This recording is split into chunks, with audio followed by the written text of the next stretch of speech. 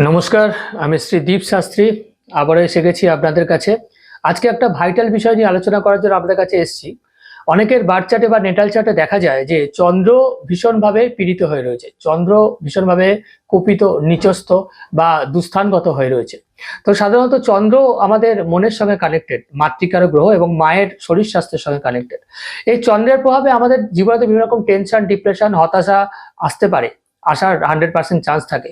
এই জাতীয় প্রবলেমে যারা ভুগছেন তারা অবশ্যই একমুখী রুদ্রাক্ষ প্রপার তান্ত্রিক বৈদ্যের রুদ্রাভিষেক করে ধারণ করুন। এতে 100% আপনি বেনিফিট পাবেন এবং আপনার যে দুঃখ কষ্ট, মনের সঙ্গে রিলেটেড যে সকল যন্ত্রণা, সেগুলো 100% কিন্তু লাঘব হবে। এবং প্রত্যেক সোমবার যদি রূপার শিবলিঙ্গ আপনি দুগ্ধাভিষেক করতে পারেন, তাহলে পরে আরো বৃহৎ ফল আপনি কিন্তু লাভ করতে পারেন।